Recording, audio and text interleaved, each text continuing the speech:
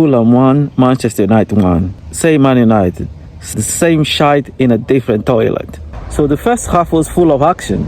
United were the better side. Let's start with the formation. That formation, I've said a million times, it doesn't work. It didn't work last season. It's not working this season. That formation nullifies some of our best players, such as Ahmad. Ahmad playing as a wing back is a waste. Ahmad is one of the players that can do a lot of damage going forward. He offers a lot going forward. Either he should be playing as a winger or as one of the 10s. Another thing that formation does is playing Bruno in the midfield pivot. I said it doesn't work, it never worked, and it never will. That midfield needs legs. If he wants to play two in the midfield pivot, I would suggest Casemiro and Ogate, and maybe move Bruno up the top as one of the 10s if he has to play Bruno, which I think he should.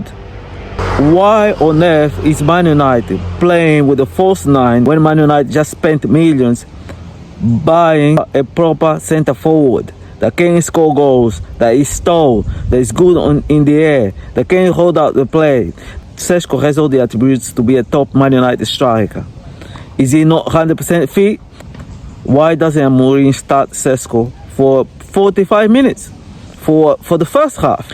And if he doesn't play Šeško, the ideal person to play as a false 9 is Xerxes, because like Xerxes said himself, he's not a classical number 9, he's a 9.5. He's on the bench.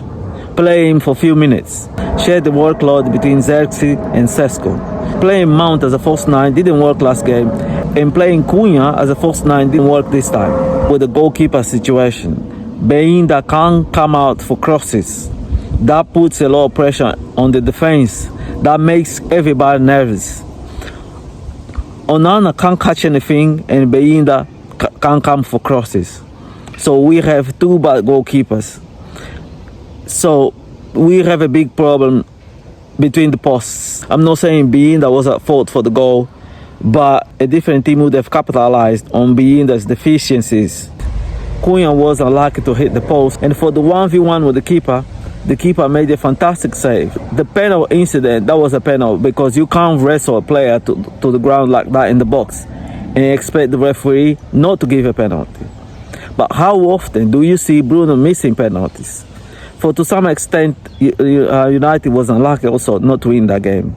Let's not make any mistake about it. United didn't play particularly well. I think United even played better against Arsenal.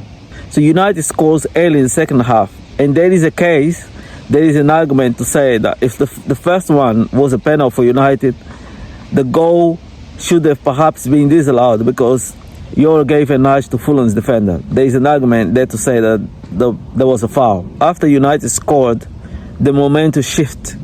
The substitutions worked for Fulham and they didn't work for United. So Fulham equalized and United needs a goal to win the game. And I do not understand why doesn't Xerxes come on. He made defensive subs. He brought Maguire and Heaven. And Xerxes didn't come on when you need a goal. Hello, you need an extra striker. I don't know how long will United board put up with this. I don't know how long will United fans put up with this. I'm in favor of giving manager time, but he needs to show improvements, and Amorim is not showing improvements. For the next few games, they play in midweek in the EFL Cup, and then after the break, and then Burnley at the weekend, and after a break is City and Chelsea. This type of games against Fulham, those are the type of games United should be winning. Overall, it was a fair result. Fulham deserved to get something out of that game, but United have so many problems. At some point, you need to stop defending the manager. At some point, he will have to take the responsibility, because at the end of the day, he shows that formation from day one, and despite the fact that it didn't work last season, he still persists with that formation, and he doesn't want to change, and it's not working. Amorim has so many problems to address.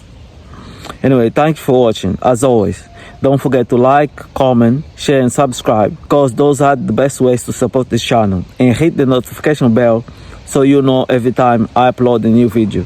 See you on my next video. Bye bye.